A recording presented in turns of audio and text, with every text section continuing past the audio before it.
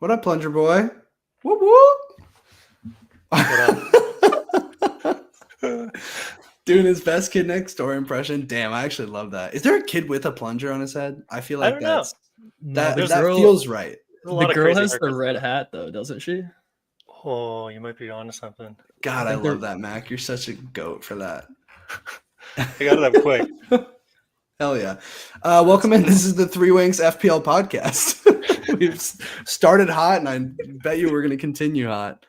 You know, I was thinking about this before we get into it. I was really feeling my hair today. I was like, this is a good hair day. Sometimes you get those days where it all just works out.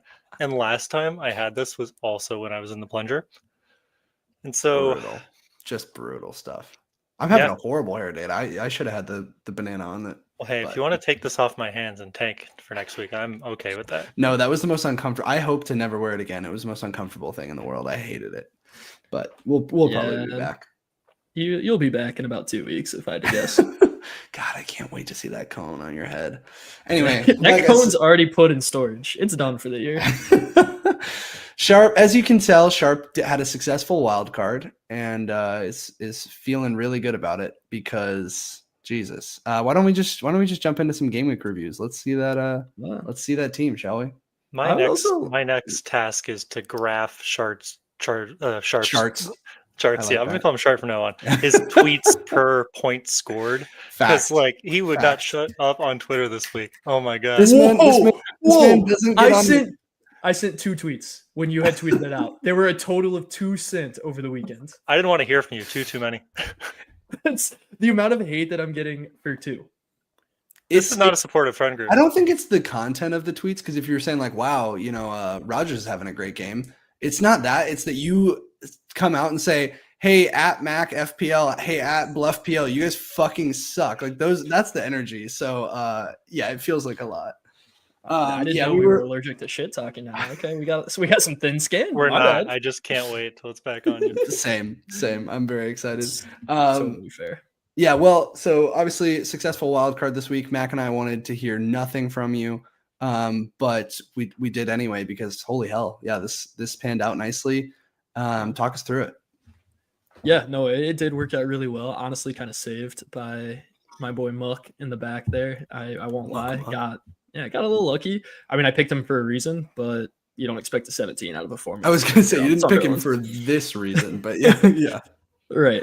So overall, I'm pretty happy. I think I can kick myself in a few areas. I guess number one, my things that were like a lock 100% were Gabriel, Timber, and then Pope were like 3 pieces that I absolutely had in there. Holland was no questions asked going to be in there.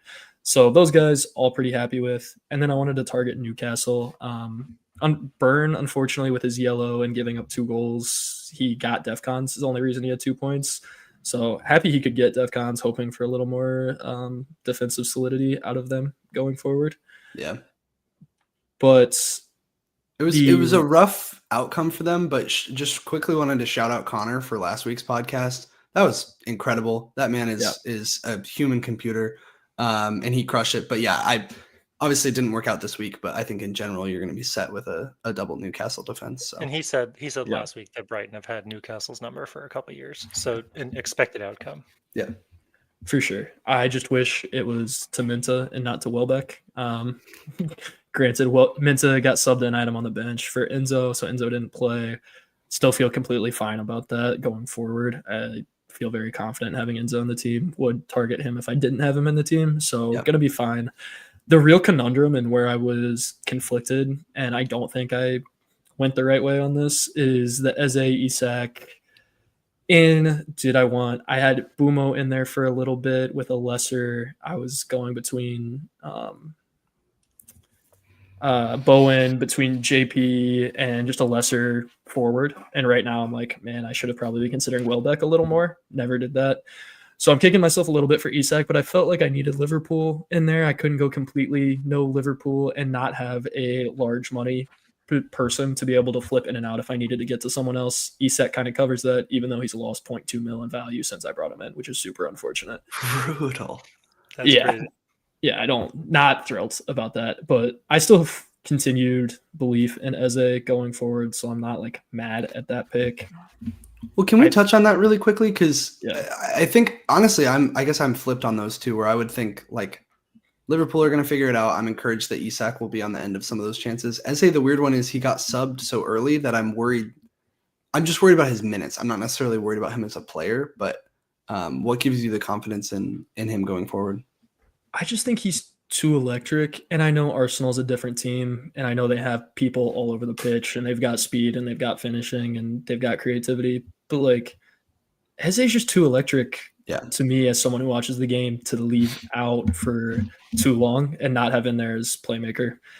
So maybe he is, but as a vibes, he has always given me great vibes. Facts. He has great vibes. I hear you on that. I think the thought process going into this had to be that Odegaard was out for a while, so the thought was his minutes were a little bit more secure, and then turns out they weren't. But yeah, to your point, he's a great player, and if he scores, then form breeds minutes. So yeah, hopefully it'll come to fruition with him. But yeah, I think those are realistically the only two spots that you missed on this wild card. Like I feel like on the whole, this is a really good mix. And yeah, maybe Eze is somebody that in a couple of weeks you look at as a priority transfer out, but ultimately I think we're going to transition away from some of the Arsenal assets coming up anyway. So that can just be your out. The Isak one, like who knows? I kind of leave the Liverpool questions to you, and we can touch on that a little later, but yeah, we can touch on it later. Cause I don't know. We haven't learned anything. We can touch on it later. Yeah. I think I think those are my two questions, but I was really surprised at the amount of, like, I don't feel like I had a bunch of differentials, but I had a bunch of threats looking at live FPL of people that could hurt me. I think Senese is one of them, or Sensei, as we say. JP was obviously one of them. Saka was one of them. Saka's the only one that had to be. Yeah, for sure. But Saka's the only one that did any type of damage. Everyone else was in a 1-2-0. So I got lucky from that perspective too. Like I could have been hurt worse than I was. Yeah, on Saka really quickly, none of us had him. So I didn't notice this genuinely until like a day after the game week had finished. He finished on 7 points with no returns. Mm-hmm. That's insane. And that to me, like I know Mack, we were talking before this that you have some potential transfer plans to maybe bring him in. I am gonna never tell you no on that, because that's insane. To get 7 points without doing any sort of return is unbelievable. So he's a menace. Anyway, all right, I can jump into my team. Or go ahead. A slight plug for 349K and a 365K game rank. I'm just very happy with where I'm sitting overall. So we'll see how it goes. Hoping for some more green arrows in the future. Yeah, you're flying, and that's kind of why I wanted to take an opportunity to do something a little bit different this podcast. Maybe we can do this after we go through some of the games, but just to talk about kind of what our high level strategies are, because I think we're an interesting mix of guys in the sense of Sharpe. You're obviously all vibes, all aggression. I'm a lot more of the like patience and overthinking and like digging into the data side of things. And I think Mack, you kind of are a hybrid of those two. So yeah, I kind of just want to talk about like the season as a whole, those strategies, as well as like, is some of that stuff going to even out? Is it like, are there failings on my end or on your end or on Mack's end? Like where are the opportunities for all of us to learn from each other and see if we can improve for the rest of the year? And, sure. without just copying Sharpe's team. Yeah. I mean, if you want to get better, I'll show you how to do it. And I can say that, but I can also say, you asked who you should start this week in goalie. I told you Dubravka, and you said, fuck you, I want fewer points. So, yeah, I did also try to tell you guys that Steve was going to score 8 points, and he did. So it's, yeah. But hey, you're right. I didn't take that advice. So, okay, yeah, I guess we can start there, actually, like the goalie situation. So first of all, Sanchez is just a fucking cuck. Like he fucks around. It's April Fool's every day with that guy. To get a yellow card, just so annoying. Sidebar, Chelsea can't go a game without getting a red card is insane. So yeah, I really like debated over those two for a while, because the thought process was, all right, Dubravka is going to get more save points, just he does in general. So his upside is higher if he does clean. But Sanchez, I just felt like the odds of Chelsea cleaning were a lot higher. I was, last week in our pod, I was kind of talking about like, well, Burnley's probably going to clean because they did that against Sunderland. So against promoted sides, they're really good defensively, and that's what they did in the championship. But I was, just looking at the data again and being like, God, they're defensively just so bad. So I was like, there's no way they don't concede. And I think from like an XG perspective in this game, I think they got pretty dominated. But they just know how to park the bus, as Liverpool fans know. So yeah, that's rough. Should have played both of them, left a lot of points on the bench in that sense. Also, this is just another week where I wish I hadn't burned my bench boost in week 2 and had it for this one, because that would have been nice, but not the end of the world. Got in Semenyo finally, and that, boy, is it so much more fun to watch Bournemouth games when you have him, because he's so good. So that was a lot of fun.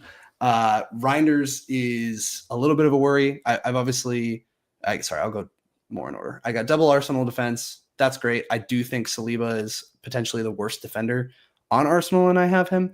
The thing is, in this one, he was on track for bonus. Like, he's always up and in there for bonus, and he still has some goal threat as well from like set pieces. So he's not like terrible. It's not like, oh my God, this is I need to get him out immediately. But it is unfortunate seeing like Calafiori fucking bomb into the box and nearly score a goal, and then Timber just be as attacking as he is and not have either of those guys. But it could be worse.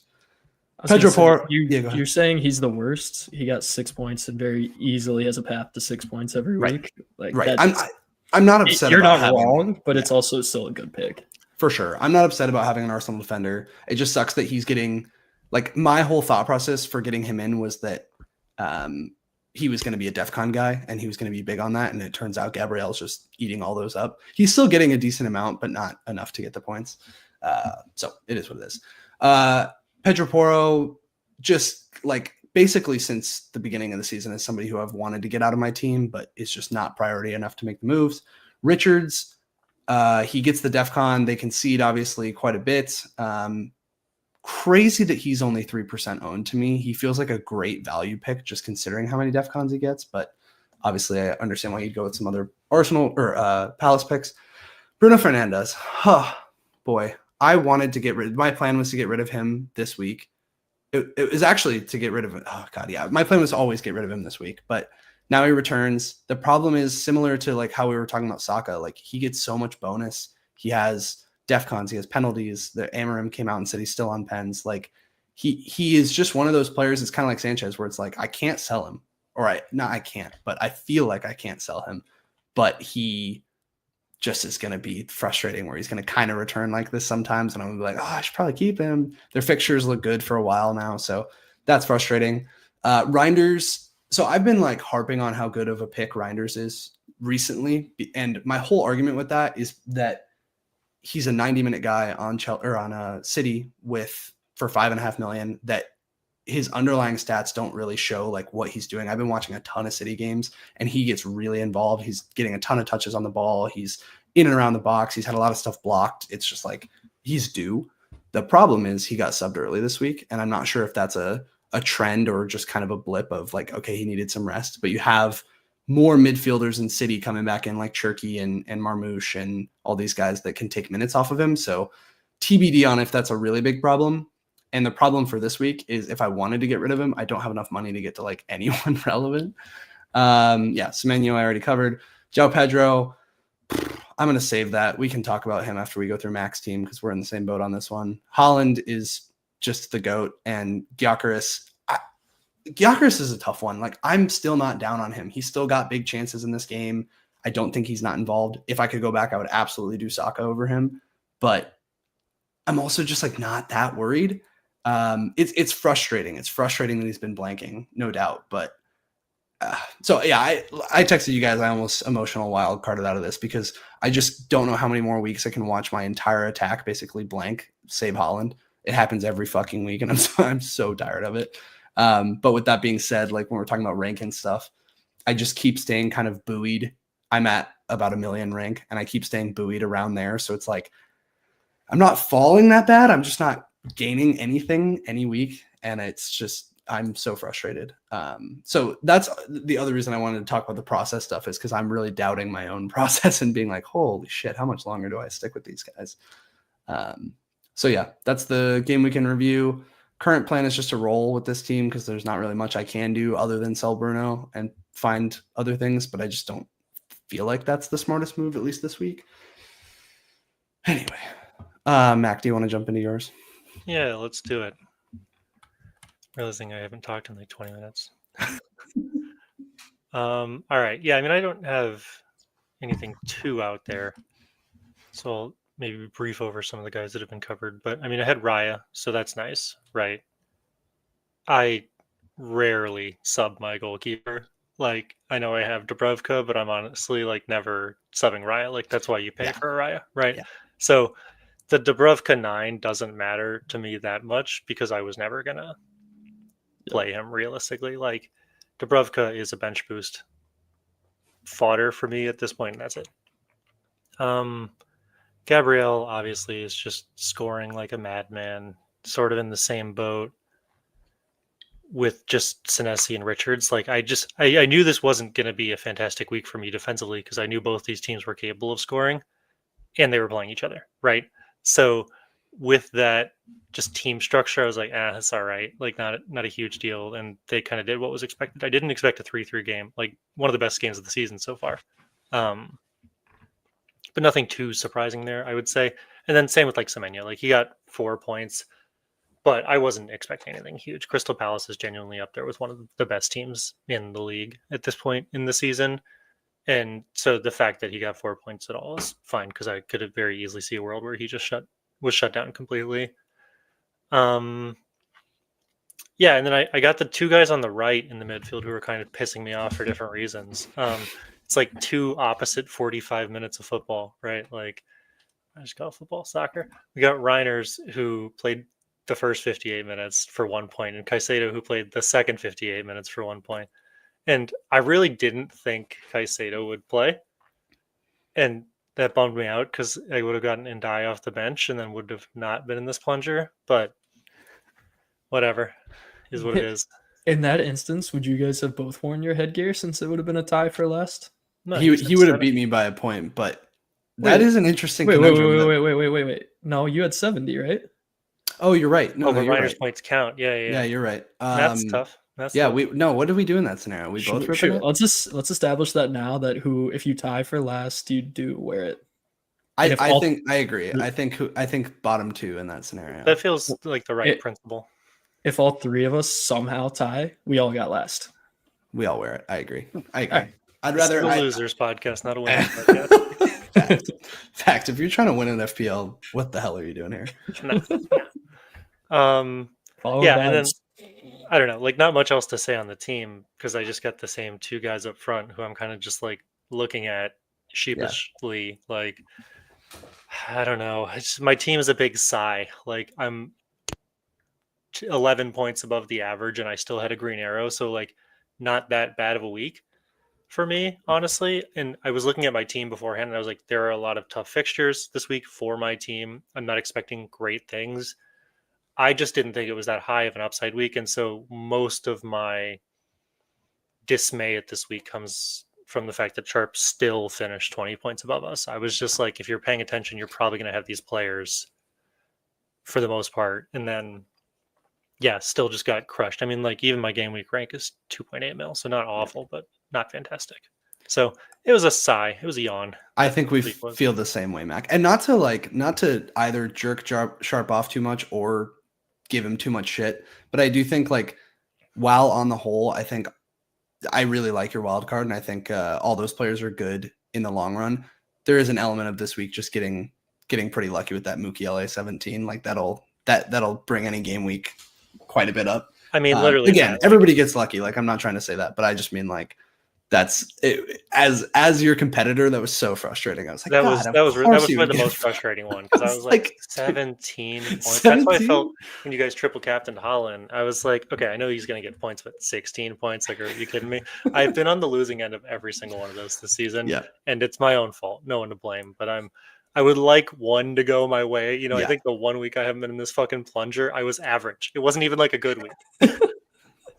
So I think I obviously got really lucky with it, except it's not like the first ridiculous point total we've seen out of a random defender this year. Like, yeah, it seems to be kind of a trend. that there is going to be someone random.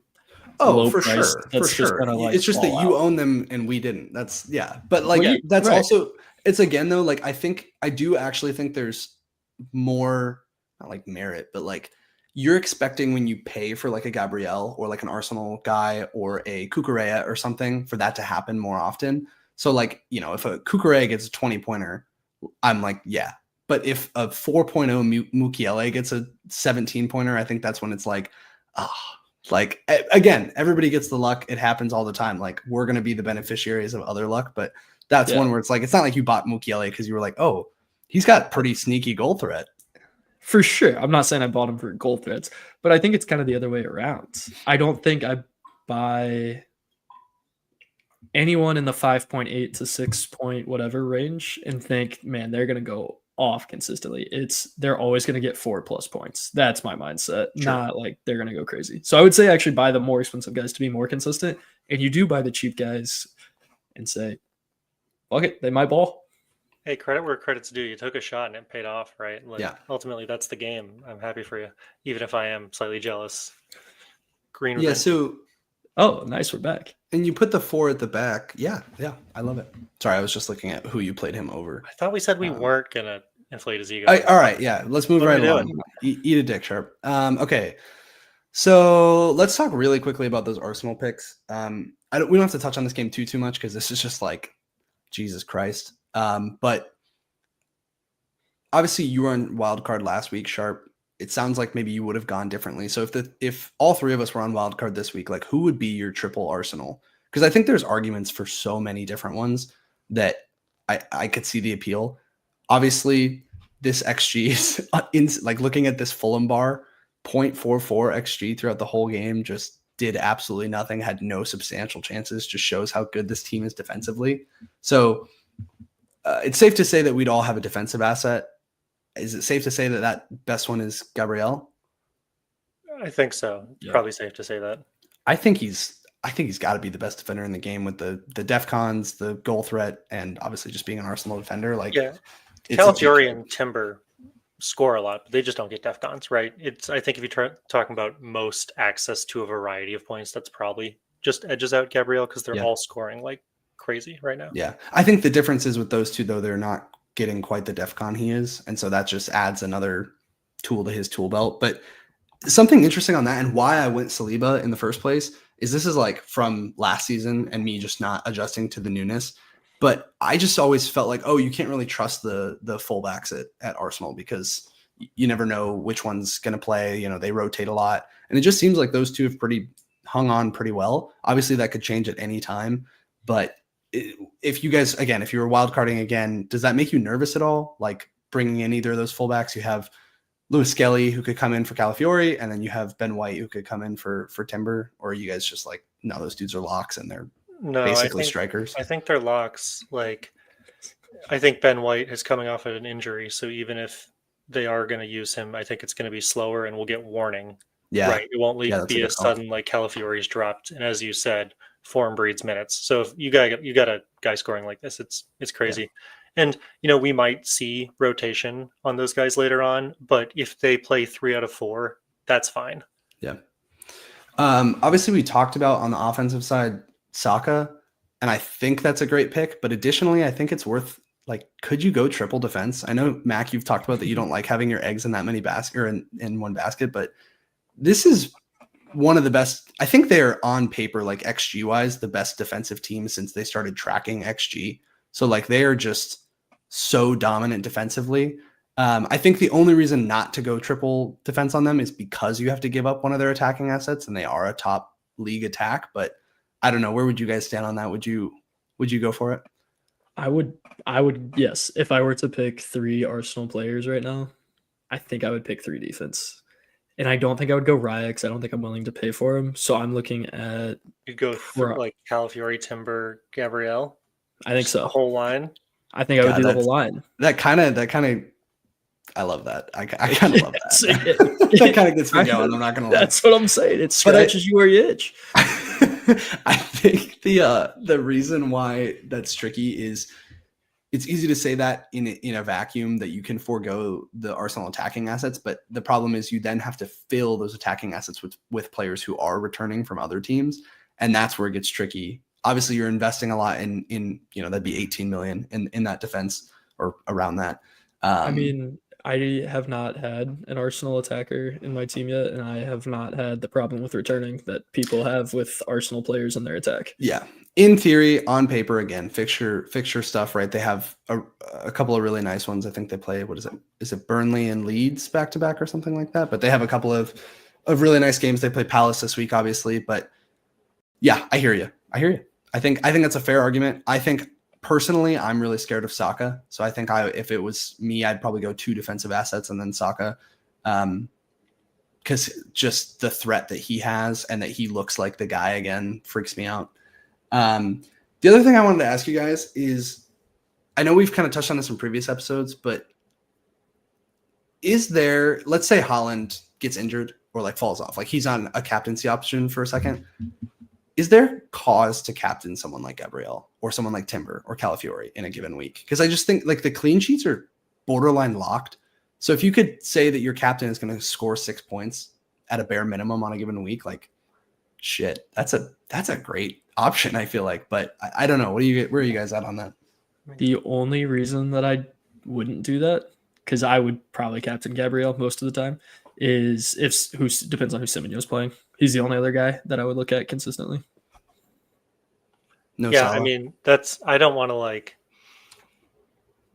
say never, but I rarely captain a defender just because their points could get completely wiped out because of a penalty. So, but I mean, along the same lines, an attacker could just not score. No, yeah, I mean, it's a totally fair point. It's just a ton of nuance in that question, right? Like in theory, I'm not opposed to it. It would just depend on the other fixtures, right? Like if Semenyo's playing a Burnley, then no. But if all the other games are kind of bad, you might just send it if you know it's a low upside week, anyways, right? Right. I think the reason why it's a different question this year than it has been in previous years is 1, the addition of DEFCON, and then 2, specifically because Arsenal's defense is as dominant as it is. Like obviously it was very good last year, but it's somehow found another level this year. Okay, you got to stop saying that. I agree they're good, but goals across the league are just like so far down. True. That's super true. Like I know they're a great team, and it pains me to say that because I hate them. I don't even like wearing red when I think of them, and I have to wear this blanket. But like, I mean, just goals across the entire league are down. So like, yes, they're incredible, but like, I don't think that they're the best defense ever. I'm starting to get a little annoyed about the Twitter shit I'm seeing. We are watching Mack try to come to acceptance with Arsenal winning the league this year. I texted my friend the other day. I was like, I think that I have to come to terms with the fact that they're going to win the league because Liverpool just can't put it together. You fucking scum. We put 5 on the board today. Yeah, do it in the competition where Arsenal is. Yeah, I thought you said Champions League didn't matter to you, Sharpe. That's because true. we don't do it in the Prem. So I know, but honestly though, Mac, like something to think about. Like I hear your point. Goals are down, but they're doing it in other competitions too. Like everyone they're playing in any other competition, they're also just. I'm not saying they're not good. I'm just not like putting them at best defense of all time. You're not stroking it to I'm like, can we just shut up for a minute, please? we need to give Mac a moment. Yeah, I hear you.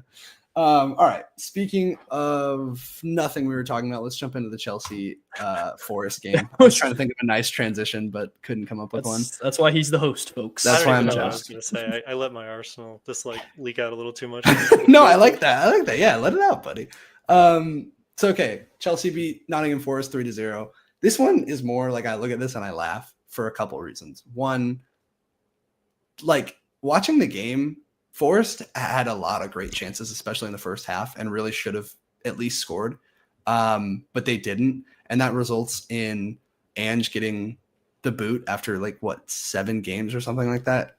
Hilarious. I was so rooting for Nottingham Forest to do well. And now that they've done what they've done, I'm actually kind of here for the downfall. So it is funny from that perspective. I think it's interesting too, of all the talk that we had about, all right, Nottingham Forest are a really shitty defense. Chelsea's going to come in and eat. Enzo doesn't play. Obviously, Palmer's not there. But they score 3 goals, yes, but it's not like they dominated this game in the way that you would assume they would. Does this worry you guys from going forward with Chelsea assets? I think we all have at least one of knowing where the goals are going to come from. Because I think that's the only problem I have with Chelsea is trying to figure out, like, now that Palmer's not there, who's the talisman? Where is everything coming from? What is your thoughts, Sharpe? See you mumbling over there. I mean, yeah, that's why I'm not on JP, because I'm not confident that's where the goals are going to go. But you're on Enzo.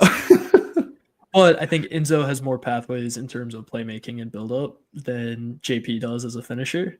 And to the point of Chelsea's putting 3 goals in, someone's going to put them in. Yeah. I don't think it's wrong to have a Chelsea player, but I'll take the cheaper mid that I can easily swap in and out versus a higher priced attack forward where I only have 3 I can play. I think it's a reasonable statement. Like, there's just better performing forwards. Yeah. It is funny to just hear me talking to myself from a week ago coming out of Sharpe's mouth. That's very funny. But yeah, I agree. I think they're going to – I wouldn't overreact to this. I think they're going to score goals. This is the second time you've claimed I have not said things that I have said. I was off JP 2 weeks ago.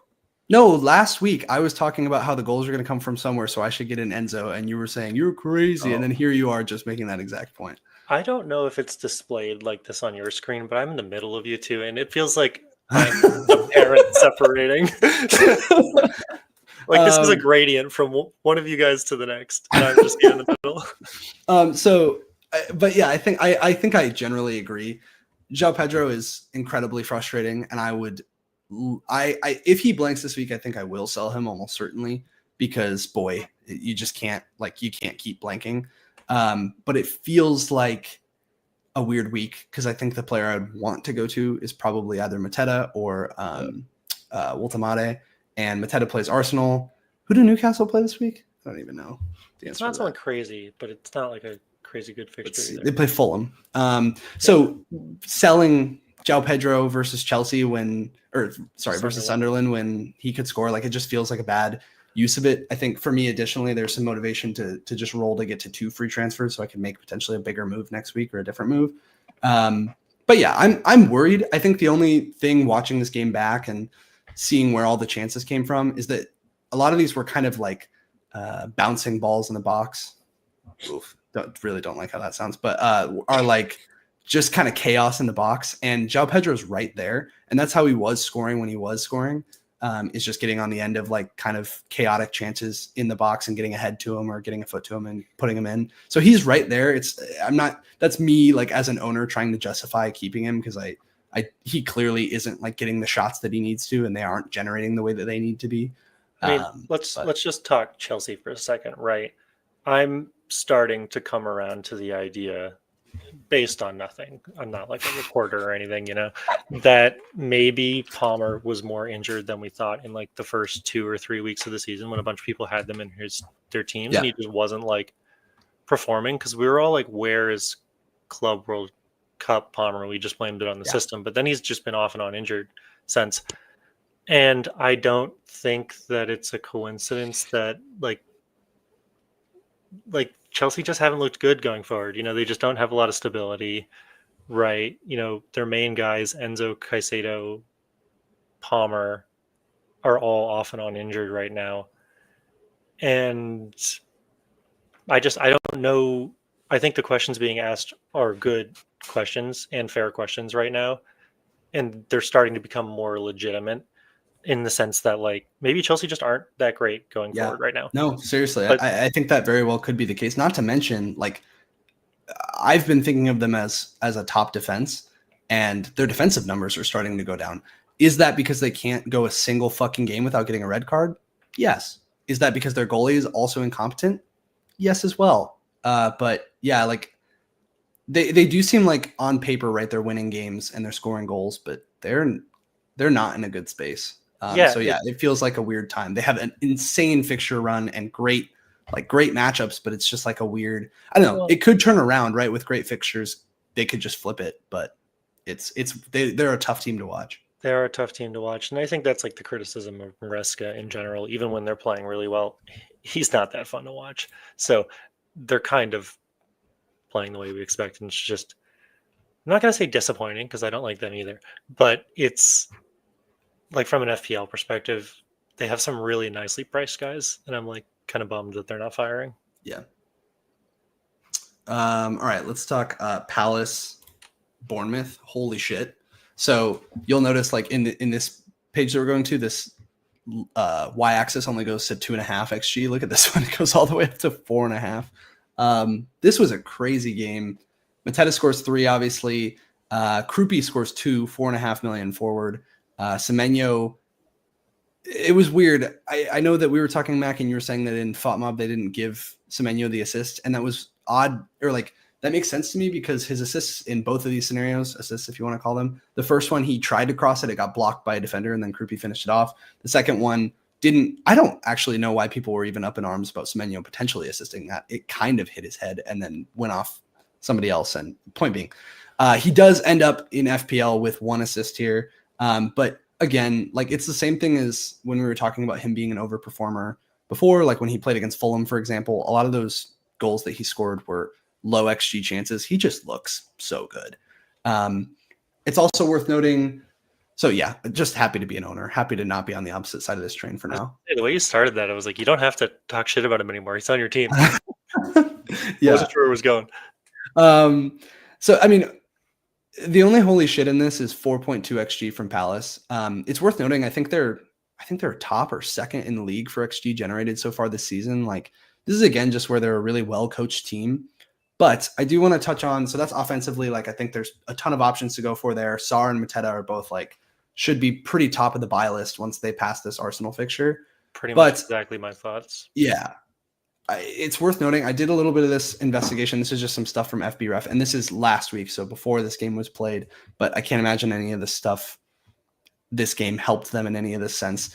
The big thing that jumps out to me here is this bottom statistic. They were the highest overperformers in terms of goals conceded versus XG conceded going into that game. So this is ultimately like one of the things that led me to get Semenyo was, you know, my whole argument to you guys last time around of why not to get him was, well, he's playing Palace, and Palace are this insane defense. And watching the games, like they're really well coached, they're really well positioned, but it seemed like they were overperforming a bit. Not to mention, you know, they're all obviously about to go through this gauntlet of 3 games a week in perpetuity with like a really thin squad. So I think what I'm trying to say is I don't know if I'd be going and buying their defensive assets. I know that's like a potential opportunity go forward with those good fixtures, but this to me felt somewhat inevitable in the sense of somebody putting up relatively large XG against them and them conceding 3 goals. Like it seems like that stuff is going to start happening more. And I'm trying not to like overreact one way or the other because they are still like a really well coached team,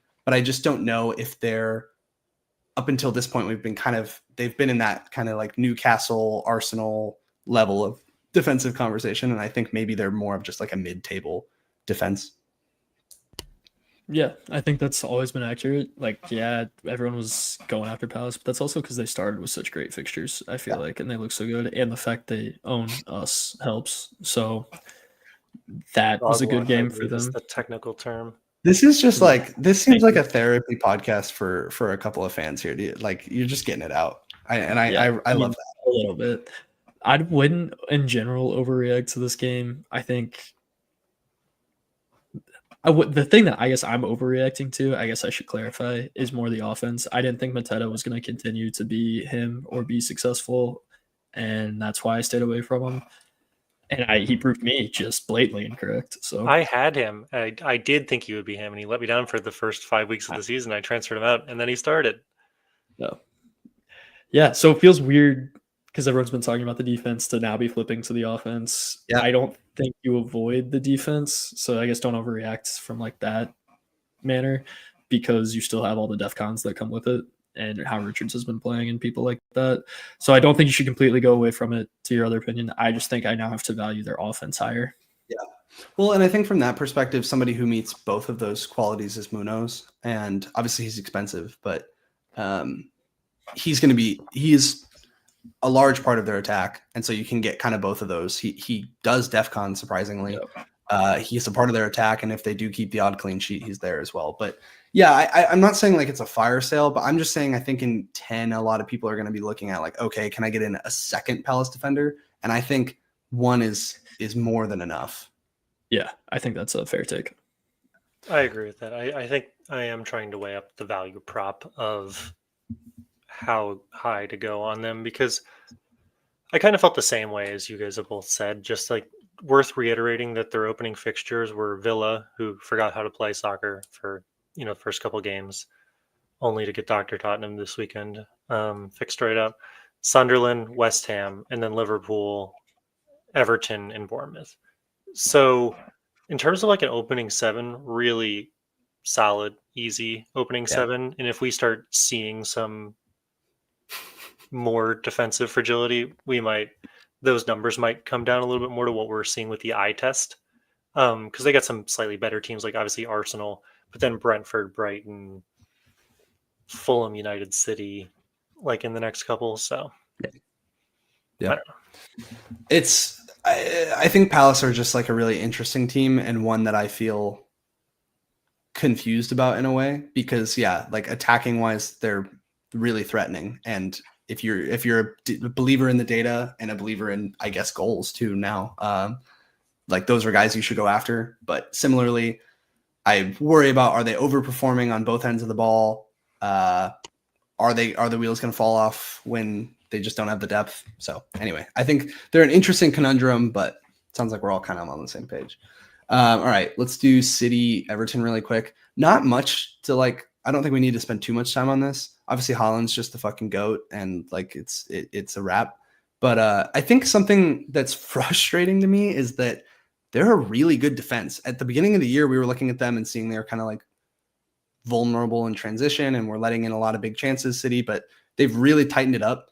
And Everton have actually not been a bad attack this year at all, and they limited them pretty solidly. Obviously, they have no Grealish, so that's a loss. But the frustrating part is there's no one you can buy in their defense. There's no one who's guaranteed. Exactly what I was gonna say.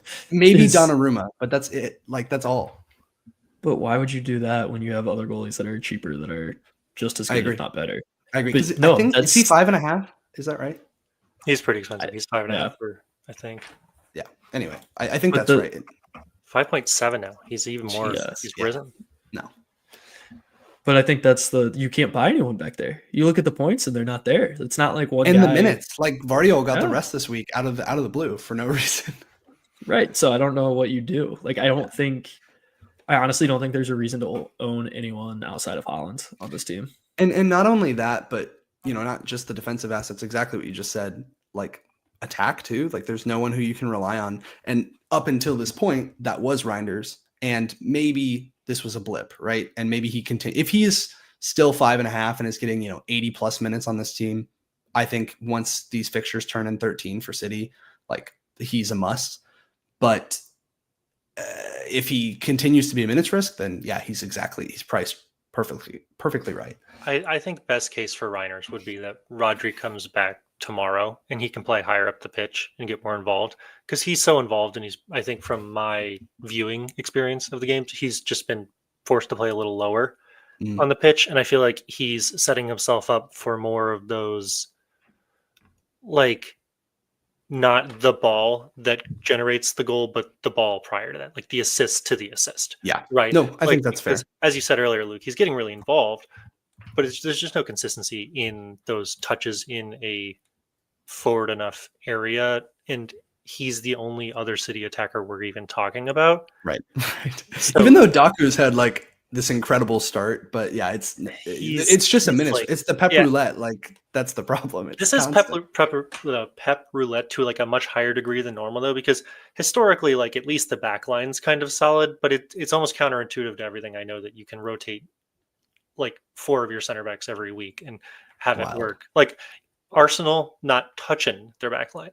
Also, Pep's kind of a legend. I saw like his press conference. They asked him about the lineup, and he was like, I don't know. I woke up this morning and I said, I think that, it sounds good. I had a dream and I thought that might be the good lineup. And I'm like, God, I actually kind of love this guy.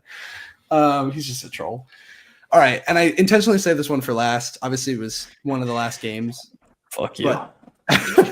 But I think this is just going to spur so much conversation. It drives a lot of my thinking for future plans is Liverpool United. I I rewatched those highlights again today to just make sure I knew what I was talking about going into this. I was on a plane while this was going on, so you guys were watching. I was getting text updates. I was keeping up on Twitter, but I couldn't stream it for whatever reason. And it sounded like Liverpool were the worst team that have ever existed on the planet. I watched it back. Like, I really don't think it was that bad. I understand that, like, the expectation is to beat a team like United, and the L is the problem here. But it didn't seem that bad. Yes, it's the same as it's been. Like, I don't know who the pick is on this team from an FPL perspective, but did I miss something? Like, why is the sky falling in Anfield? Because the expectations are higher. Yeah. Because we just lost to fucking United. I understand that. We 7-0'd them not that long ago.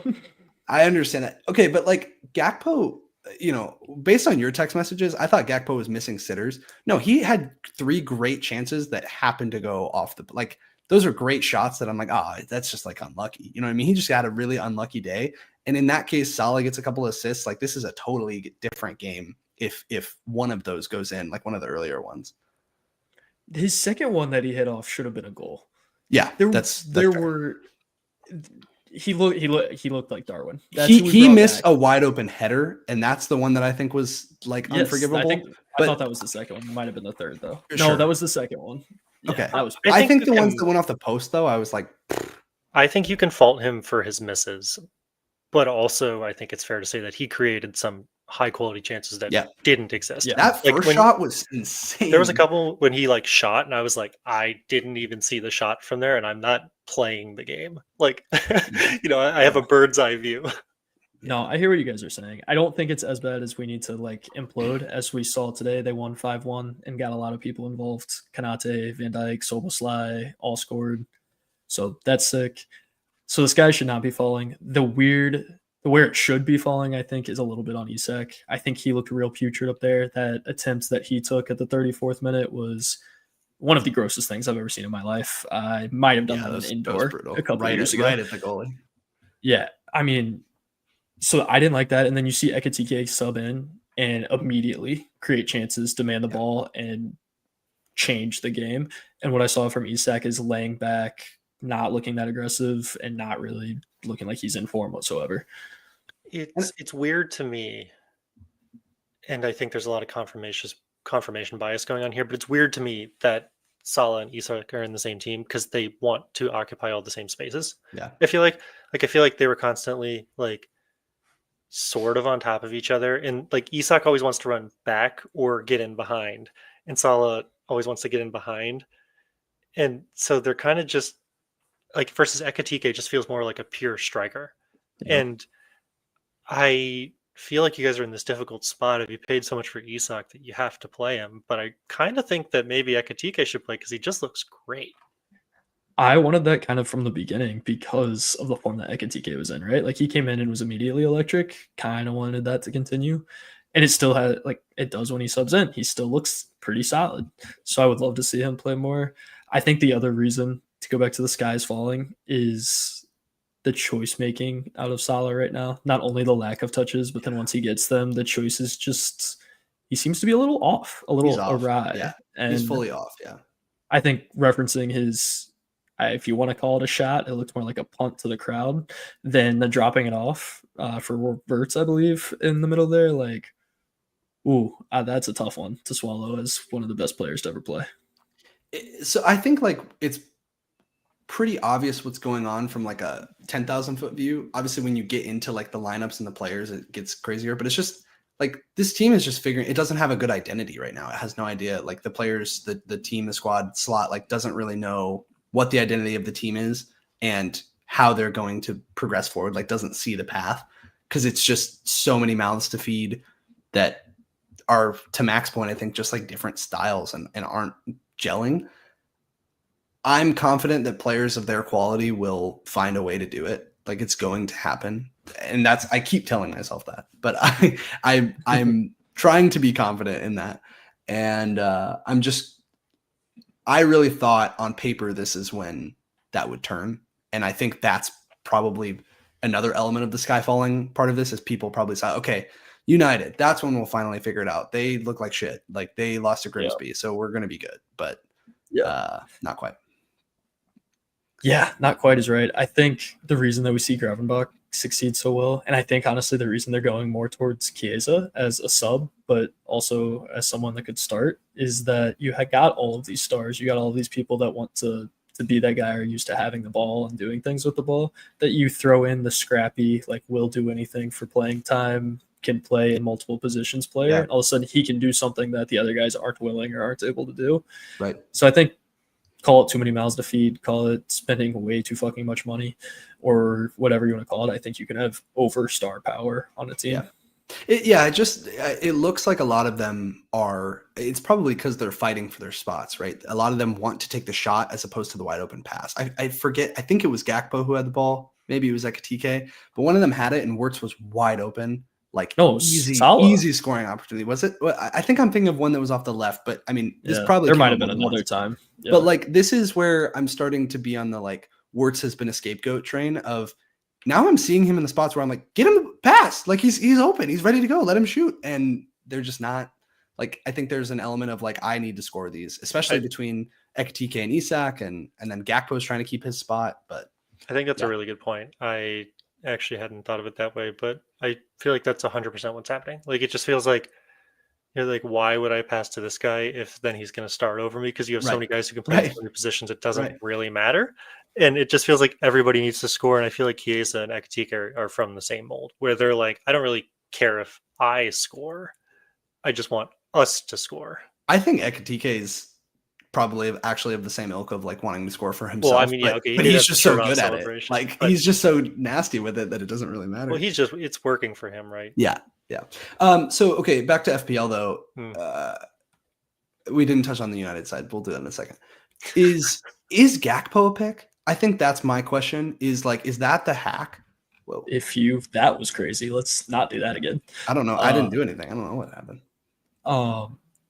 Right now, it's still a wait and see. Like, we still don't know. But if you're gonna go, if you feel like you have to go one right now, I think it's Gakpo because he's proven that he's gonna. I didn't think it'd be consistent to start the year. He's gotten to the point where okay, I'm gonna call it consistent. Not only is he doing it here, he's doing it on the national team too. So I think you could go there and feel okay about it. What I really hope to see is us playing Ekatike more, and Ekatike becomes a reliable pick. That would be like my dream scenario. And I just don't think that.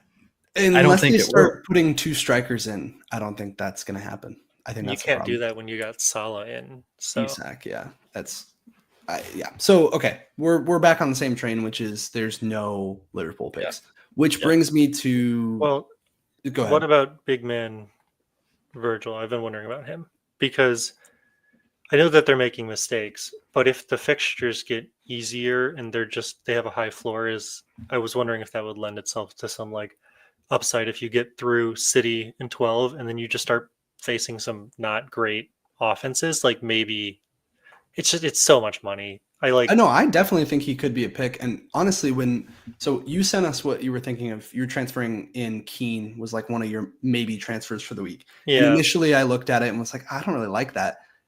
And then I started looking through what would be the alternatives. And it felt like when we started the season, point being, I'm going to say, I think it's a good transfer, but start of the season, it felt like there were so many defensive options. And suddenly, like now with Anderson going down, some of the DEFCON guys like running into tougher fixtures, everybody's tripled up on Arsenal already. Suddenly there's actually not that many defenders to pick from that are like, because now it's like you have to be a DEFCON defender for me to consider you, or at least get the odd DEFCON. So it's almost shrunk the pool of players that you actually can pick from. I do think Van Dijk's on the menu as soon as they start looking like a top defense. Because the reality is, you're not going to pay $6 million for somebody who's on a defense that's not keeping cleans. But to your point, in 13, their fixtures swing. So I think he's absolutely a pick once that starts going, or as soon as they figure their shit out. But it's, whatever comes first. Yeah, I don't feel like rushing into him right now. Should we talk about United? I feel like, did we learn anything here? Like genuinely, because last week I was on the pod saying it's a when, not if I sell Bruno. And then he got this assist and I'm like, obviously looking at him with the rose colored glasses, but not really. I still want to sell his ass. And I have been coming to the exact same problem this entire season where every time I look to transfer someone out, no one is screaming, pick me, you know? Yeah, I mean, I think you could go for, like, Sharpe brought up Enzo earlier. I think Enzo's would be a great pick this week if we're sure that he's going to start. Bruno, man. Just go to Bumo. Give yourself $1 million and get a better player. It just feels like such a waste of a transfer. And it also feels like, so, okay, I know what you're going to think of this, Sharpe. Like, I know, but it's the, if my mom had balls, she'd be my dad. Like, it's fully that argument. I don't want to hear it. I know what this argument is. It's bullshit argument. No, but the only reason I need to say it is because this week, like, you see, if he just does one thing, right? He gets the random assist. He has bonus. He has DEFCONs. He has all these different ways of just getting free points. It's what Saka did, right? Saka blanked this week. That should be a bad. Like, we should be like, oh, Saka didn't score. That sucks. Normally that's what that would be. But because he got the bonus and the DEFCONs, like, you're like, shit, even when he blanks, he's still a pick. And that's Bruno. It's the problem so far. Genuinely, the only thing has been that he's missed his fucking pens. If he hadn't missed the pens, like, we wouldn't be having this conversation. He'd be one of the outstanding picks in the game. So it's the like, other thing is, to like keep going with you, Luke, he is getting crazy DEFCON numbers. I mean, Arsenal 11, Fulham 13, Burnley 17. But he keeps missing them by just one. Like, I know. And then he goes and gets Brentford 11, Sunderland 9, Liverpool 8. So he's up there for DEFCONs too. So honestly, I think this is the perfect transition into, like, what I wanted to talk about on the high level of the strategy stuff. Because Sharpe, you're sitting here banging on the table, like, we've established you're the, like, Vibes FC, and I don't think anyone in their right fucking mind from an FPL perspective could say that the vibes are good with Bruno. He's the worst vibes. He's like Sanchez. They're both just like the worst vibes. But they're both players where you're like, fuck, but they're going to shit out points, and I'm not going to have them as soon as I transfer them out, right? Anyway, I'm not like, I don't know where to stand on the Bruno thing. I'm having trouble, like Mack is, selling him right now, but I don't necessarily think that's right. Like, I actually want your advice on this. But I think this is like where your and my strategies come into conflict more often than not. It's like, you're like, hey, this player isn't performing, like João Pedro right now, right? He's not performing. He's not shooting. Why the fuck do you guys still have him? And Mack and I are sitting here being like, well, you know, he's expected to. He's got good fixtures coming up. Like, we're more of the, like, long-term planners and thinkers. And I think for me personally, obviously I had a good season last year. And I think part of it had to do with that, of like making the planned moves and being measured and not making the jumps. This season, however, it's been like the guys who were good in week 4 are still the guys who are good now, or the guys who were good in week 1, really. Semenyo scored 2 goals, and that was the first start of that. Like, so it feels like I have not benefited because I've been too patient, if you will, and haven't jumped on the guys. And you, Sharpe, have not been afraid to take hits and jump into those guys and, like, be like, hey, why the fuck are you guys still holding on to the guy that's not scoring? I'm going to get the guy that's scoring, dumbasses. And I think that's like a super fair argument, but I also am trying to be measured, and I don't know where what's the right play. Is it just that we've had a little bit of an anomaly so far, and the players who have been scoring are continuing to score? You know, you think about like Ollie Watkins, like we all sat there and we're like, or at least I was really preaching, like, no, the fixtures turn, like we're good to go. Ollie Watkins, I think everyone was, yeah, he never came around. Like, it's been pretty consistent this year. Salah, same shit, never came around. Like, so far we've had the players who have been bad have stayed bad, and the players who have been good have stayed good. And there's been no, like, you know, oftentimes people will kind of jump after a player who hauls one week and then they won't haul again because, you know, they're just kind of in the pan. There's been none of that this year. So I mean, Chris Wood was definitely one of them. Sure. Yeah. So to start the season there, I think you could argue João Pedro was rub that one in. Yeah. Oh yeah. I think JP was there because when people finally got to him, he's been on the downturn. That's fair. Reiners after like week 2. He was the other one, both of whom I transferred Wood and Reinders in the beginning. I at least benefited from João Pedro because I got out of him in time and just had him in there for the appropriate amount. But I think that's so fair because that was part of what I was thinking today when we had discussed that we wanted to do a higher level meeting strategy discussion, is that the aggression is paying off, and like big time. No knock to Mack, you're just the one that says it, like that you planned for like the game week 5 with the players that you had in game week 1 in your first draft, and like you're waiting for those guys to come, but then every week you kind of say, I don't expect this to be a good week for me. Well, and I'm waiting for these. I just like, if I can make this week a good week within 4 points, like I'm going to try to take that every single time. So I'm really interested in this thought process too, because I've just been having this like spiritual crisis in FPL for like a year and a half now. Like genuinely, I've seen it. The most disruptive thing for me with all the changes they've been implementing is not been like the assistant managership or the def cons. It's just been the 5 transfers, because I was playing the game for so long with 2 transfers that last year I tried to play as aggressive as I did historically, and I felt like the patience strategy was the right one. And then Luke, you had a monster year and you were on the patience strategy, and I felt like I was playing too aggressively. Like it was the first year with 5 transfers and I didn't know what to do. So this year I've been saying since the beginning that I am trying to be a conscious player and maximize the 5 transfers, but no one's scoring. And then this season we're seeing that Sharpe, so far you're winning with your aggressive strategy. So I don't know where to sit in the debate, because like I said, that's the season where I finished the best I've ever finished. I took a minus 32 point hit one time, right? So like I'm not. That's crazy, man. I actually need you to like show me what that was, because that sounds insane. Minus 32. I could like figure that out. It was so dumb. I was sitting in the airport just tweaking, and I transferred Mahrez in and then out and then back in, and he got a hat trick. So I came out like neutral or something like that. That's insane. But yeah, I don't have a point to that necessarily. It's just that I don't know how to operate in this environment, and I'm not sure. No, right. You and I are both feeling lost. I think is like that's Sharpe. You feel like you have a good path, and like that wild card, it looks great. And I even like I said, I almost emotional wild carded, but I looked at this is what happened to me last week too. I looked at a wild card and I was like, fuck, it's just not different enough for my team right now. It doesn't make sense for me. Same with this week. I look at it and I'm like, it's not different enough. Like. I look at players that you have like Ultimata that I'm like, I would love to have him, but it's just not worth like, I don't think I can make myself do that right now. You know what I mean? Or, okay, Mateta just scored a hat trick. Maybe I should get him. Like it's this weird, I'm trying to figure this stuff out on the Bruno. Like I think the Bruno one is super interesting. It's in the same ilk as the Salas and the Watkinses of the world of like, but he's supposed to be good. Or even Palmer. Like when I held on to Palmer, cause I thought he was going to, like, it's just like, yeah, it's been frustrating, but I think this is like the Bruno one is actually a good example, because you're saying, hey, go to the player who looks more attacking to your eye, is scoring, but has less routes to points, not that much less. I think Bumo's just a great pick, period. But like, I think he is. I think, sorry, just to go back to the aggressive strategy, and then I'll get to the Bruno thing, is we get the wild card, you get a free hit, then you get a wild card. Then you get 5 free transfers.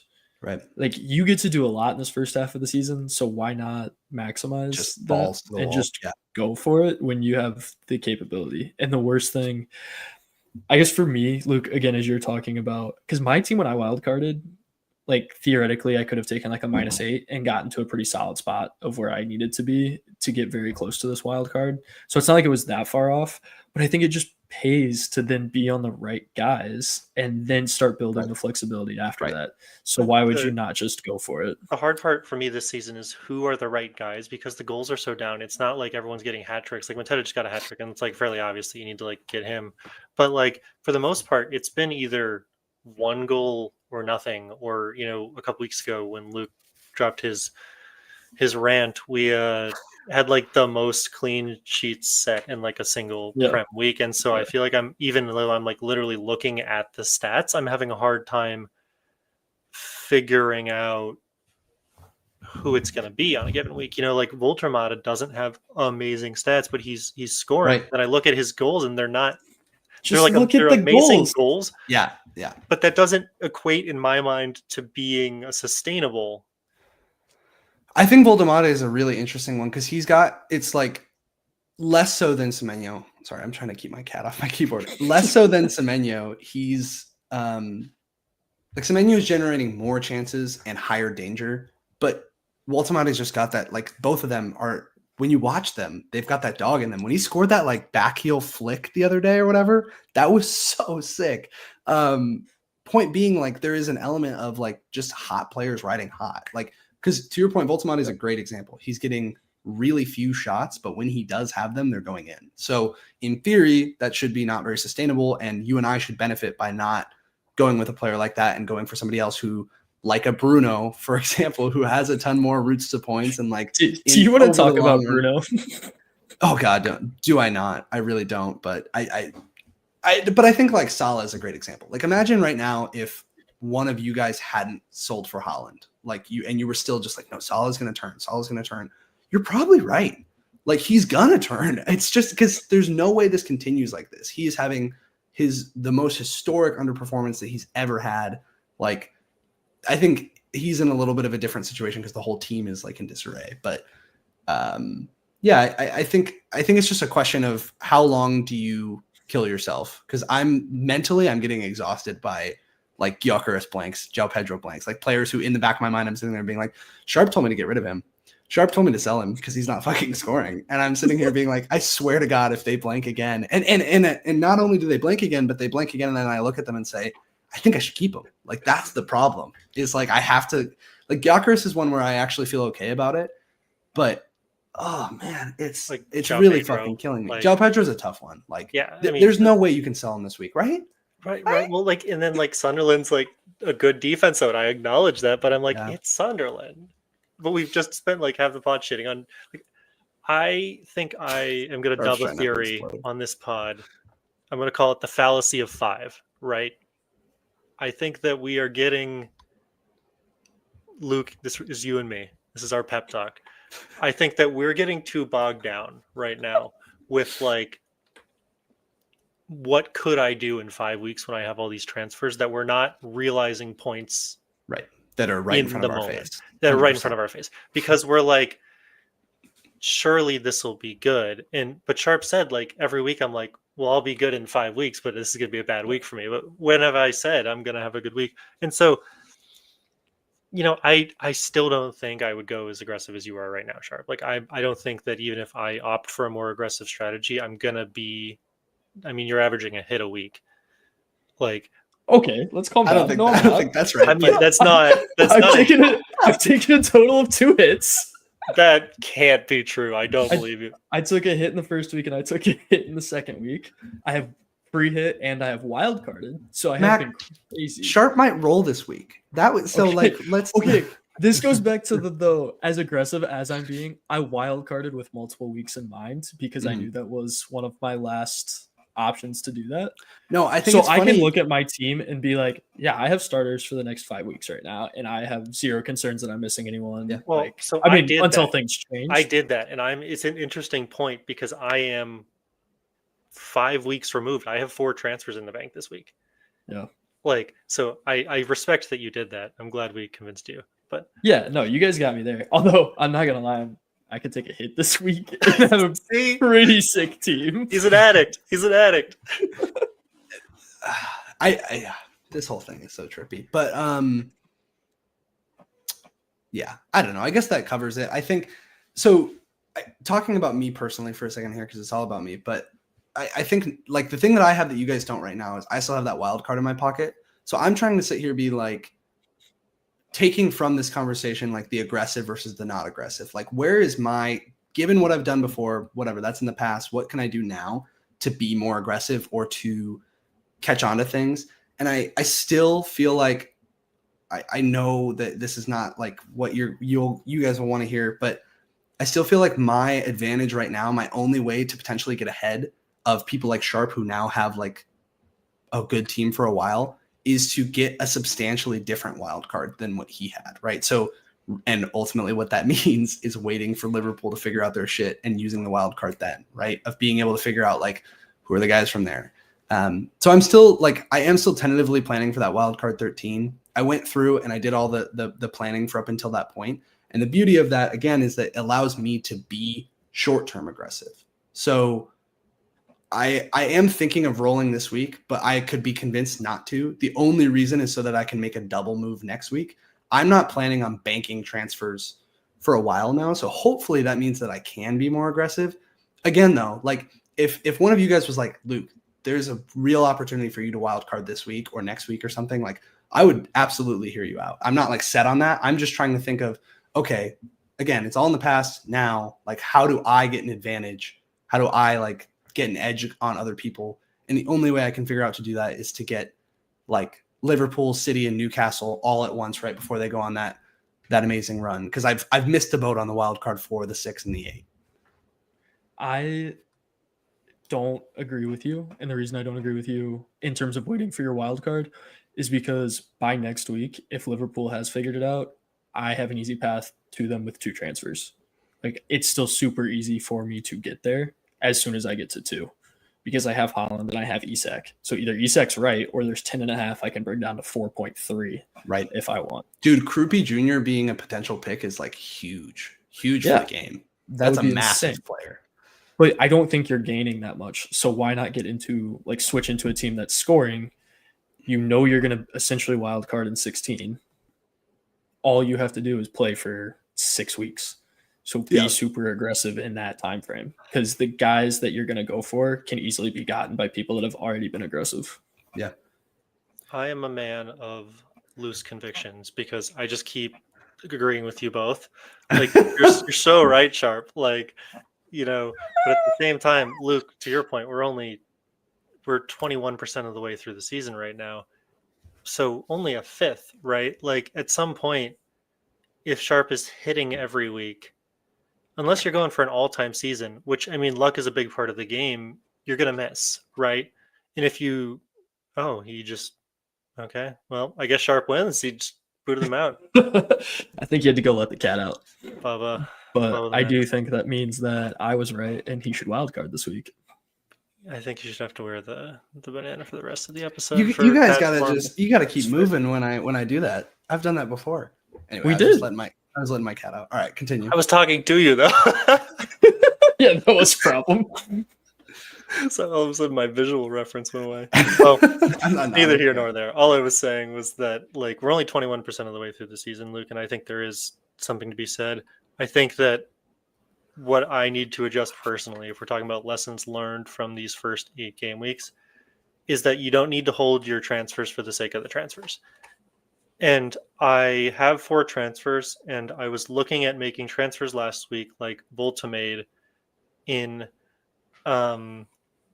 that was one of the ones I was strongly considering. I said, well, I'll wait till I have 5 or 4 for next week. And you know what? I'm losing points. I'm not getting points on the board. And at the end of the day, it's a game of realized points. And even if you miss, you can always adjust. So I'm not going to probably go quite as aggressive as you, Sharpe, but I think I am going to start spending a little more. And I think there's also something to be said about getting your up to 4 transfers, and then you can just keep depleting the tank a little bit. It doesn't have to be a get to 4, spend 4.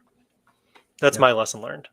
Yeah. I think, to your point, like, I kind of think of this as a resource game of and maybe it was you who said that, Mack, a couple weeks ago, but trying to accumulate transfers. Like, if you can roll the transfer, that is ideal. You know what I mean? That's kind of how my headspace goes about it. And I don't necessarily think that's the right play. To Sharpe's point, we have a new season where you can be ultra aggressive, and that's the new template. So I think that's fair. That being said, I think I may roll this week, but okay, here's how I feel. I'm just gonna make one more plug.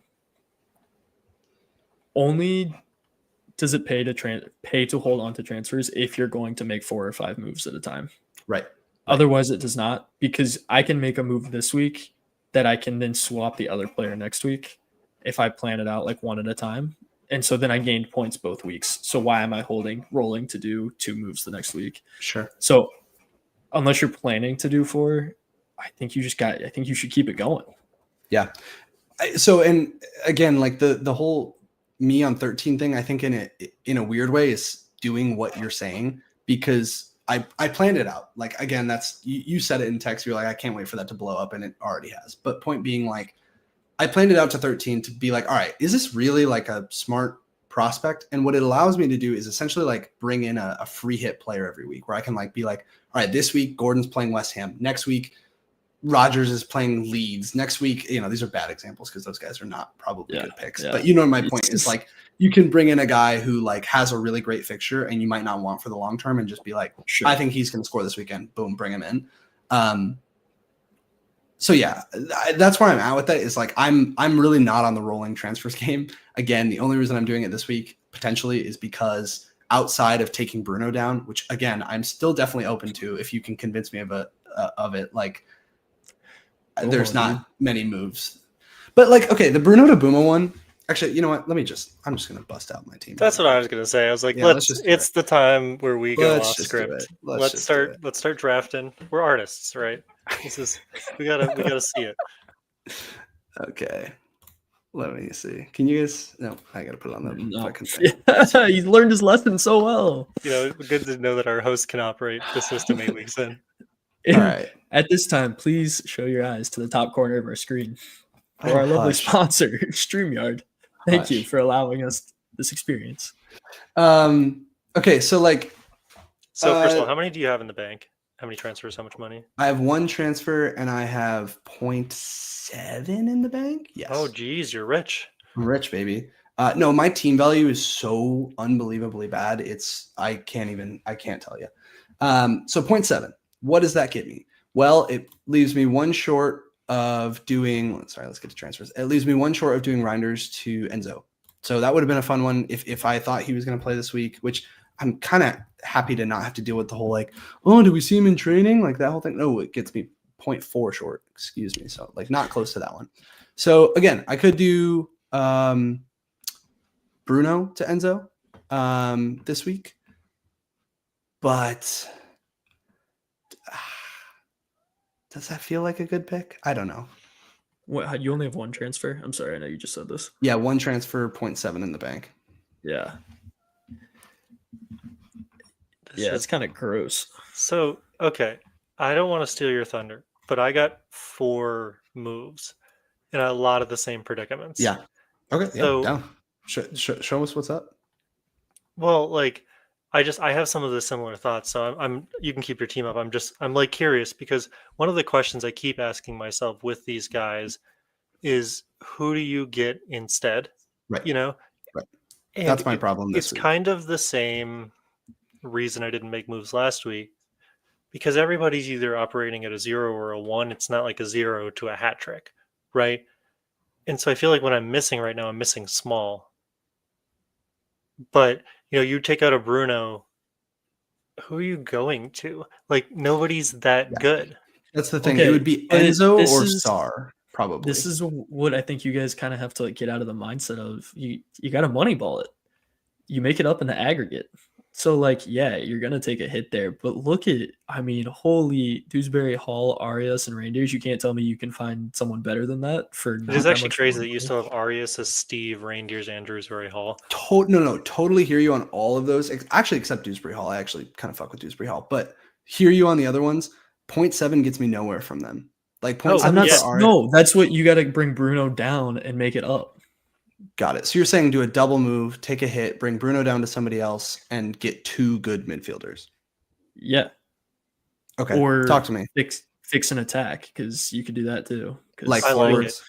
Like in the concept of realized points, I don't think anybody you have is seriously a contender to score points. So why have them? Sure, I'm totally with that. But again, so the reason, like my problem this week is I don't know who to buy from a midfield perspective because Sar plays Arsenal. I'm not going to bring him in. I could bring in Enzo. That is a real like genuine option. I could just do Bruno to Enzo.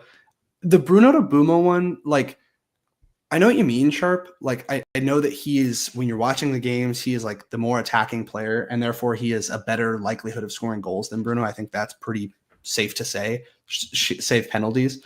But I don't know if I can trust United's attack enough to like, if I'm going to get a United mid out, I feel like I should just get a United mid out. You know what I mean? Like, I don't know if I should go to a different United mid. And at that point, if I'm going to do it, then I'm like, I should just roll that transfer and use it on somebody else or use the transfer, but use it on somebody else. It's also the talisman question. Luke, you were super high on Haaland at the beginning of the season because he's the talisman, and that proved to be factually correct. And it's like Bruno is, I know he's been playing out his position, but he is the talisman of the United team. And so it's like, if you're going to have one. Yeah. Maybe though. I don't know if he actually is anymore. Like that's where I could see Bumo kind of becoming the like talisman there. So like, I don't hate that idea. I think Bruno can still be the talisman, but do what he's supposed to, which is get a lot of assists. Like he's a midfielder. He doesn't need to lead the line for United every year too. I I also think that Mbumo kind of has not clicked with Cunha yet, by the way. I think that's a weird little like conspiracy theory that I'm on right now. No, I don't think it's conspiracy theory at all. I like think that Cunha they wants to kind of shoot. play worse together. Yeah, Cunha wants to shoot. He wants to drive and shoot, and he doesn't pass to Mbumo when he's wide open. Like that's the problem. Okay. Sorry, I heard everything you guys were saying.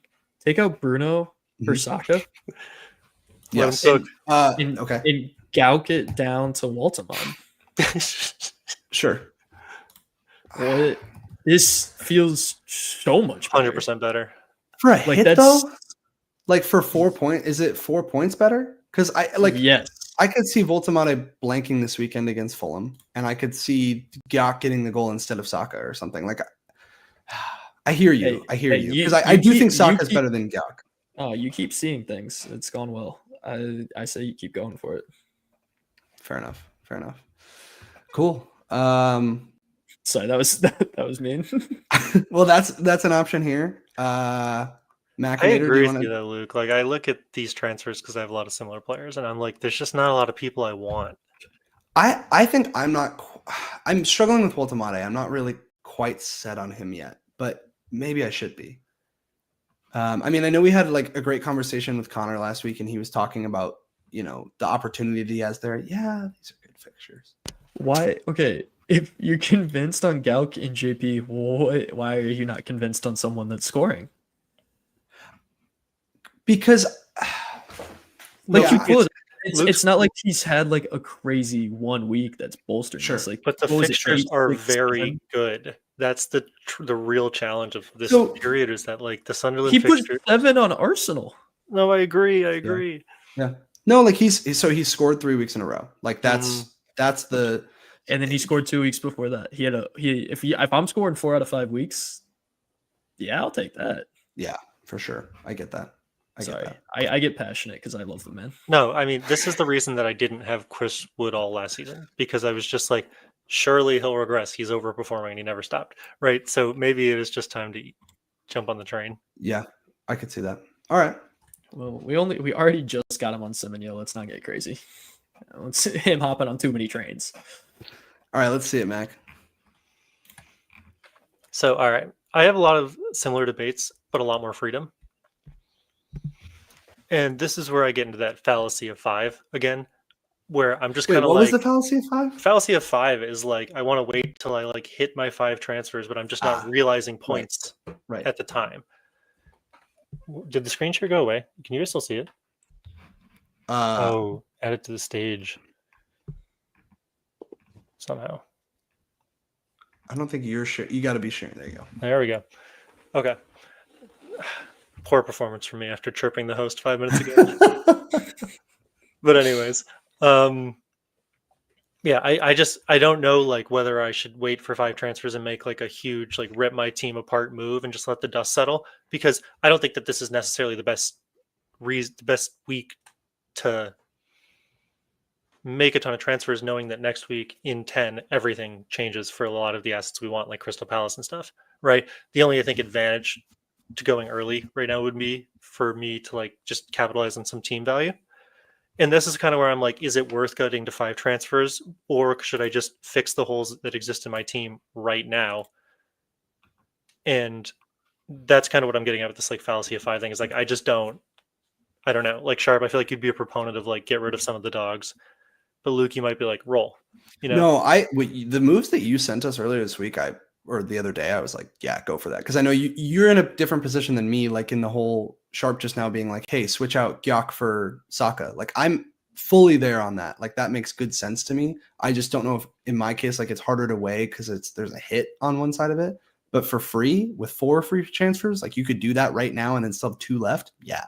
And that's the other thing I'm having trouble with this week is like, how aggressive do I want to go? Right. Sure. Because there are probably 5 or 6. There's probably like 3 guys who in the next like 2 weeks, I really want on my team, maybe 4. Those are Saka, Voltramade, Milkmaid. Like, so Saka and Voltramade, and then I want probably Sar and maybe Burn are like kind of the guys that I feel like I'm missing right now, because in 10 it gets pretty solid for both those teams. You could make all of those transfers right now. Right now, yeah. And I actually would support you in all of those. Right. And that's what I've been thinking is it's like maybe it's best to do that. But let me throw you a curveball. Are we back to big at the back? Do I go so heavy on the forwards, or do I just get the best defense in the game with 4 transfers and just do a complete strategy change and then just try to capitalize on? You mean like get a third Arsenal defender, or what do you mean? I don't know.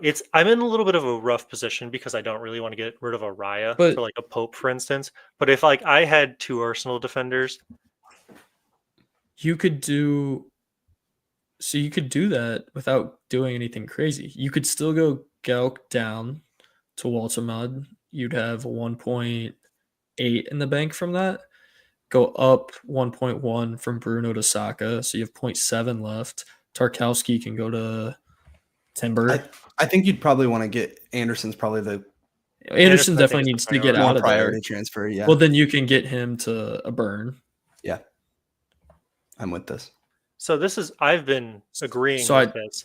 But I guess I don't understand. Like, this almost feels like a big at the back, right? You have Arsenal, you have Senesi, you have a Defcon and Richards, and so when I say big at the back, I'm talking like taking Richards up to like a Munoz, but I don't know how convinced I am. The weird other issue I have is there's a lot of players on the right teams, but the wrong players from those teams. Like, I think in an ideal setup, I'd have Enzo, not Caicedo, and like maybe a Munoz, not Richards, and I'm just kind of sitting here like, man, I wish I didn't have some of these guys.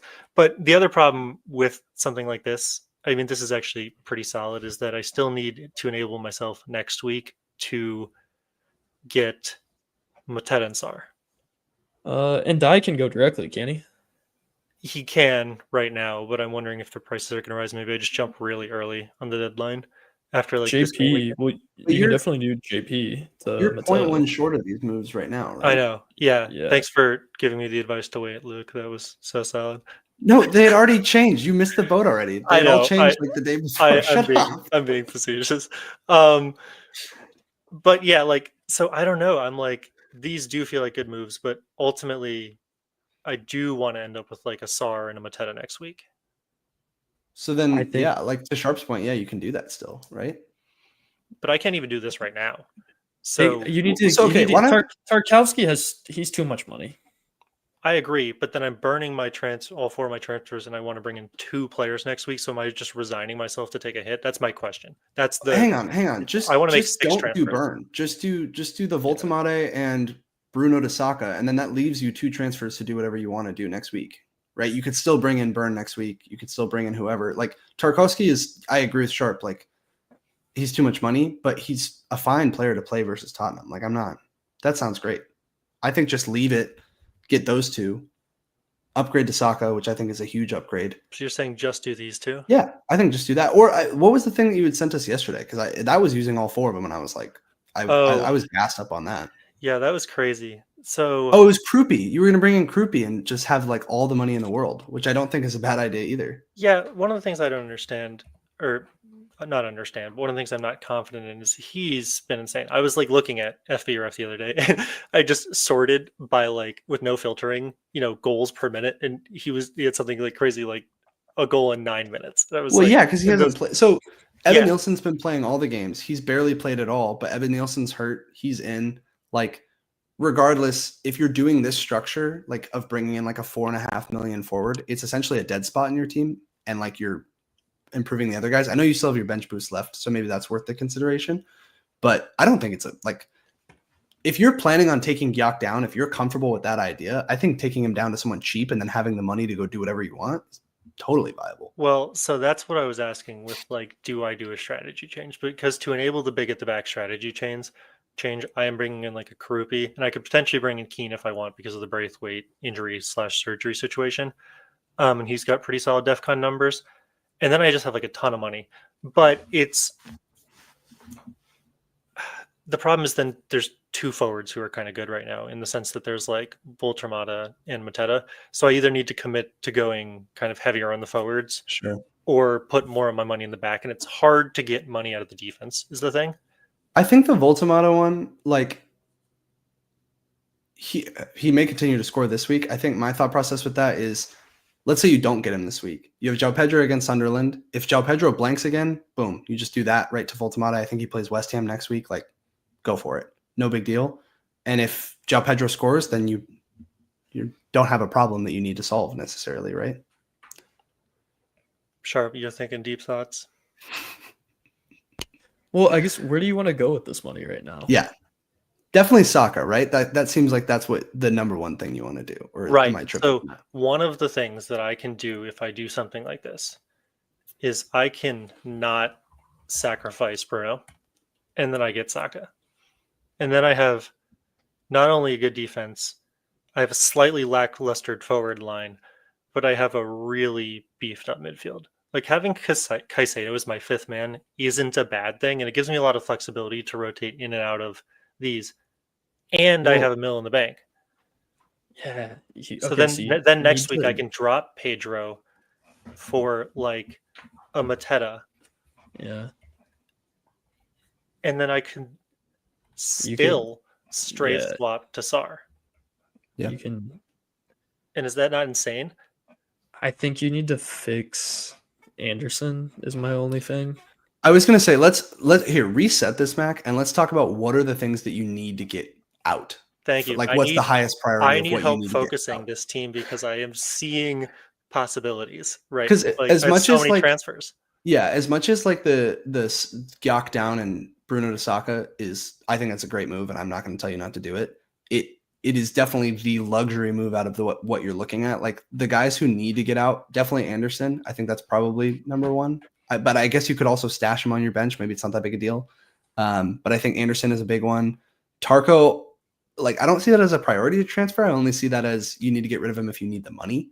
And then I think Ndai has looked pretty good. I don't know. Where are you guys at on him? Because I'm okay with you keeping him. I don't think he's a bad pick by any means. He looks pretty talismanic, which is weird because if we're talking about players that have realized points, he's literally returning almost every game. Yeah. In some capacity. And and I wouldn't even say that he's had some real good fixtures in the opening couple, but then he played Liverpool and Crystal Palace and City and returned in all of those. And I'm kind of looking at him like, I don't feel a need to rush out a guy yet, like Ndai yet. Tarkowski's different because I think that the odds of Everton clean cheating against a lot of these teams are different. But for a 6.5 on pens, it's not the worst thing. Like if we're talking about moneyballing it. Yeah. So I don't necessarily feel like I need to get rid of him. Yeah. And you could, if you want to get rid of him next week, like Sharpe said, you could go straight to Sar. Well, so he has Sunderland next week is the thing. Yeah. I would still have him in my team if I could have afforded him when I wildcarded. I think Caicedo is more the priority, honestly. You think getting Caicedo out is more important than getting Reinders out? No, I think Reinders for sure. I could see either of those arguments. I think that with Reinders, it's tough. It depends on if you need to play him this week. Because with Reinders, like you could just wait and see. You don't necessarily have to get rid of him right this second. Because like if he plays 90 this weekend and scores, then you're like, oh, okay, never mind. I'll keep him. But and then you could have 5 transfers and it'd be so fun. Or he could do jack shit and hey, I still have 5 transfers. No, but I'm just saying you could. I'm saying if you can bench him. I'm just saying like if you don't need to play him. If you need to play him, sure. But if you can just bench him, then if we're talking about picking a team, I have to bench Anderson and Richards at like a minimum. So I could bench Reiners or I could try to upgrade. Like if we're talking purely on capitalizing on points, probably the most valuable move for me this week is like getting a Tarkowski out for someone who has a better game. But in that case, I would just say transfer out Anderson and bench him then. Yeah, I mean, yeah, right. So I also just this is where like Caicedo, I just don't think Caicedo is a good pick, like in general. I agree. I picked him to be like my floor, like my 5th man, and then Reiners kind of fell out on me. So that like I wasn't supposed to rely on him as much, I picked him, I said, purely for the DEFCONs, and like Enzo wasn't really an option back then. So I still stand behind it. He scored today in the Champions League. So he's scoring for fun and he's like putting up monster numbers. The only time he hasn't gotten DEFCONs is against the most open Forest team ever. Did he play? Big minutes. Yeah. Okay. So then, sure. Like, so every priorities move that I want to make is a luxury move, and that's what I lost because it's like I could go Enzo, but I have Caicedo. I could go Saka, but I have Gokra. It's like I'm like covered. And so, do I just wait for the meta to shift? You know, do I roll? I feel so late. I don't think the answer is to roll. I'm going to be with Sharpe on this one. I'm going to say the answer is not to roll. I think I want to transfer this week. I think let alone like I think the Saka change, even if you just did that, if you just did those two moves, I think those are great moves, and like I think that's worth the upside of 2 transfers. The other stuff, like I think Anderson again is a priority. I think either Reinders or Caicedo, one or the other, because you have to play one of them this week, is a priority. So I think you could use all 4 realistically. But I also like Tarko and like you starting him this week. I don't really see that as a huge problem. Because remember why you bought him. Yes, he's 5.5 and he's too expensive. Sharpe's right. But the reason you got him is because he has base incredible defcons. And well, honestly, Tottenham could keep the odd clean. Not sure that defcons are Tarkowski's upside this week, but I genuinely don't know if Tottenham are going to score. So I think there's like a higher possibility that he cleans, and I'm starting to think that it's fine to play a defender against Tottenham right now. Yeah. All right, Sharpe, do you want to do yours? Yeah, sure. Oh, thank you. I've come to no conclusions. I think that's always the outcome. What we're here for. Like we just talked about the ideas, but I was like looking for advice. I know. Can you bring me to the stage, please? This is what happens when you do nothing for 4 weeks. That's the downside. I think you can do that yourself, Sharpe. Boring. I'm cooped I up. cannot, unfortunately. I would love to. Mack did it, so I'm not signed in. I'm truly a guest in this situation. All right, give us your thoughts. All right, so don't tell me you're gonna roll. Ugh. That's where I'm at. I mean, right now, who do I want? A Sar is somewhat on my radar. A Mateta is somewhat on my radar, but I didn't bring in Isak to get rid of him right away. That feels weird. I want to give him a little more time. He's already lost 0.2 in value. I've already bit the bullet. Like, I think I'm going to ride it out until something changes. But, and I actually, okay, I say all of that. Those are words that came out of my mouth. And that would be me rolling, and that would be prudent and whatever. I could also go Isak to Welbeck and Menta up to Gakpo, and that might solve everything, and I could just play my entire team every week. Are we sure on Welbeck's minutes? That's what I'm going to look at really quickly. Are we convinced? Yeah, so he did 90 and 90 in the last 2 weeks, but the 2 weeks before that he did 23 and 15. Before that he was 60, 66. Like, yeah, so he's consistent now.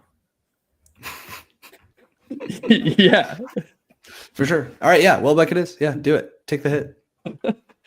No, I just think that'd be fun. And Brighton just do have good fixtures. The teams that I think I texted you guys I'm looking at, like, I truly am looking to roll. I'm going to roll. That is what I'm going to do.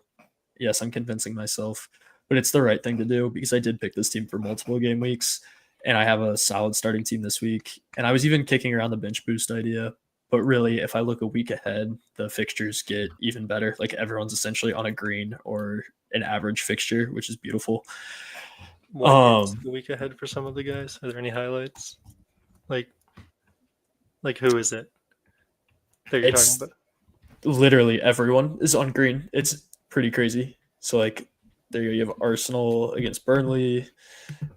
Even Sunderland gets Everton then, which is kind of nice. Okay, yeah, I see. So you really are in a pretty safe spot then. Yeah, no, I truly am. Brighton's fixtures even get real solid. They got Leeds. No, I'm in a good spot. I am going to continue to roll. The bench boost has really been the only thing I've been kicking around. But then it's really trying to hold until week 12 to start targeting hopefully Liverpool players at that time, the right Liverpool players, maybe attacking Bournemouth a little more with Senesi, or if Evanisson figures it out and is back, that could be a play. But I think that's when I'm going to start targeting people, and I'm rolling for now. Wow. Never thought we'd see the day. Yeah, it took me so long to say it because it pained me so much to say. that I had to get everything else out before I got there. Yeah, I like it. Okay, I feel like that covers it. Any final thoughts? Sounds like we all have some thinking to do on our teams, except Sharpe, because he's Mr. Boring and decides to roll. But that's crazy. He was the other one. Little Wolves action. Sorry, I'm good now. I'm removing you from the stage. You don't deserve permissions anymore. All right, we are at an hour 40. I think that's probably about time to call it. All right, we will be posting on our Twitter account kind of how we're performing this week, and we'll see who comes in that hat next week. Mack, are you sleeping? No, I was literally just listening. I was like, this thing gives me no eyebrows, I guess. All right, that's enough of this. This has been the Three Wanks FPL podcast. We're out of here.